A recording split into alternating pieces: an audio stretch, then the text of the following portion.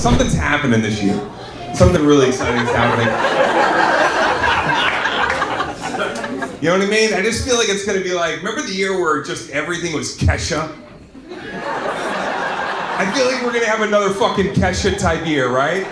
We could all use another 2011. Remember 2011? What the fuck were we thinking? We need another 2011, man. You pray? Yeah? Every single night? Yeah. Are you Christian? Yep. You ever go on Christian mingle? Yeah? Get on there and mingle with other Christians, talk about Christian shit? Right? I'm sure it's a blast in there. I'm sure everybody's in there fucking yapping about guilt. Right? Talking about Deuteronomy and how big Goliath really was. He was 6'9", you know. He wasn't really a fucking giant. He was just a big guy. He was probably some big dude on the spectrum. You pray though? Do you get down on your knees and pray to the Lord? Yeah? 'Cause I grew up Catholic, and then I dipped out for a little bit. I went through a time where I was like, God, you know, you're just not cutting it. And I did. I lost my way. I can say it. I was lost. And then I went to Christianity. Actually, for like 15 minutes, I was into Satan. And then that was fun. Kesha.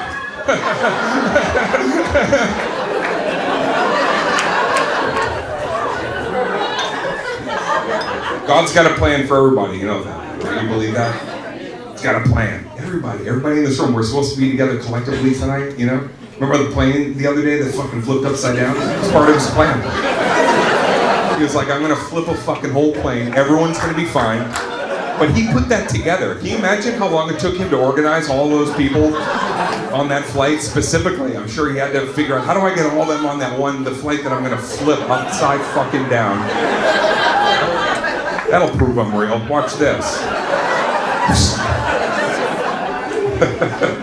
I don't know, I dipped out for a little bit. My mom got cancer, and then a week after my mom died, my dad came to me and he goes, you're never gonna fucking believe this. I go, and he goes, I have cancer and I have 6 months to live. So both my mom and dad, within 9 months, died of cancer. At that point, I was so angry at God. I was so angry, I was so crestfallen, disheartened, sullen, you name it. It took me a long time to get back, you know? And sometimes I think like maybe someday when I die, you know, there's gonna be that moment where, you know, the gates are there, right? Somebody, right? And then God's gonna be right there. And he's gonna be like, that cancer thing was fucked up, huh? Boom, boom, 1, 2. Come on in. Right? One of your parents is here. The other one, sorry, I couldn't, 9 months, I'm good, right? Endless buffet, come on in. And then this pace is about to blow.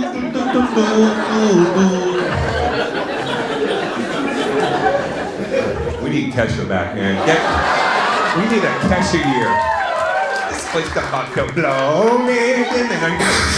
And they just fucking blow dry ice in here. Yeah. You got down to the bended knee. Wait, you said yes, she said no. You didn't get down to the bended knee? I got a bad back.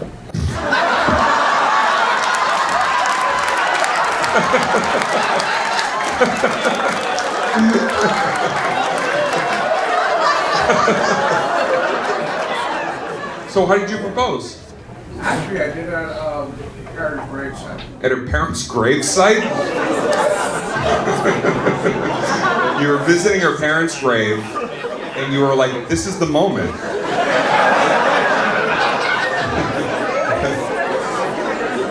You thought it was sweet? As long as you thought it was sweet. Because the rest of us, the consensus feels like, that's a little fucking weird. Honey, I want to say to you in front of your parents' eyes, yeah, fuck. Hold on 1 second, sorry, my sciatic nerve just fucking went bonkers. Wait, your shirt says, everything hurts and I'm dying.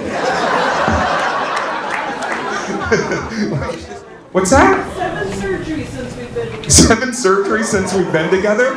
You collect surgeries? That's the cutest thing I've ever heard. He is an angel. She's an angel. He is an angel. Testify, lady, testify.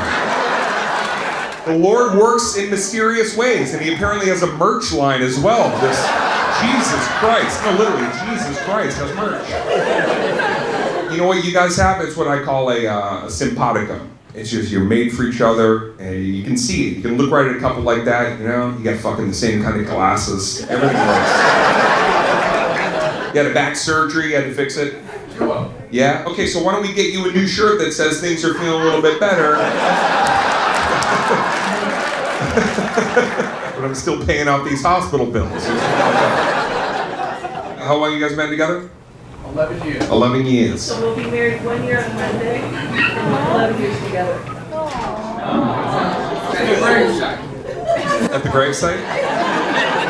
You know what'd be fucking amazing? If you go back to the gravesite and double homicide each other.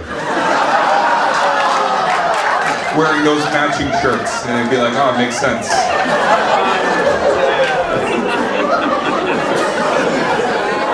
Jesus Christ, right? That's dark shit, but God made me in his image.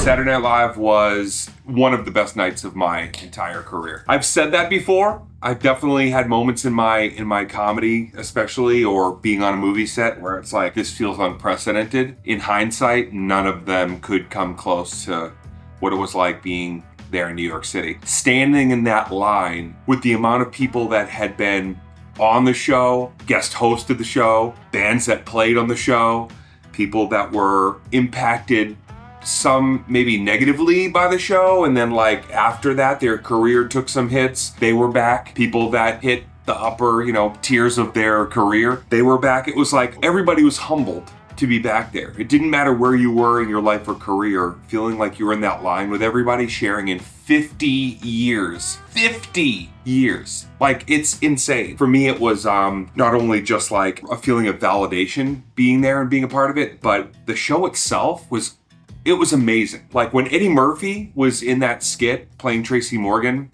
the Scared Straight skit was also like genius, but Eddie as Tracy, and you realized in that moment, wow, Eddie is just as high caliber funny today, Eddie Murphy, as he was when he was just green on that show. So that was great. The after party was excellent. I got to pal around with people that I grew up, loving, casts that, I'd never met before, certain people that, were probably like considered the architects of the show. Marcy Klein, the producer who was there for about 12 years during my 2 hosting gigs. She's the reason that I got asked to do the show. Lorne Michaels wouldn't have come and seen me play at the comic strip if Marcy Klein didn't see me by accident. She was scouting somebody else. She didn't tell me who, but she was like, we were actually looking for somebody else. And when I saw you, cast that person aside, and I told Lauren, I said, we gotta get Dane Cook instead. And then I asked her, did you ever go back and give that other person their shot? And she goes, about a year later, that person's kind of messed up in the press and they never got their shot. So I quite literally got lucky, blessed to have had Marcy Klein come in, see me at a club, bring Lorne Michaels, bring Steve Martin. He brought Steve Martin. Lorne Michaels was like, I gotta go see Dane Cook at the comic strip. I think I'll bring my buddy Steve, last name Martin. And so I got to meet my hero, Steve Martin. I got to obviously hang with Lorne Michaels. From that, I got the show. Dream come true. Being back here at the Laugh Factory, amazing. I mean, last night's set, we've got some of the clips that we're putting in here. Feels like we're really flying this year. My documentary just got finished, so in the next couple of weeks, hopefully I'll have an update for everybody on here as to where you're gonna be seeing it at some point. Yamava, it's my second time playing it. I think it might be one of my top 5 venues on the West Coast now. It's an incredible theater. The crowds are stellar. Being back here at the Laugh Factory, working on the new hour, kind of building off some of the stuff that you caught me doing last year and now accentuating it, or really trying to figure out like, okay, where do I start and end? What's the theme overall with that set? So a lot of new stand-up, getting ready for my new special, landing the documentary, and then of course just enjoying being back here in LA for a minute.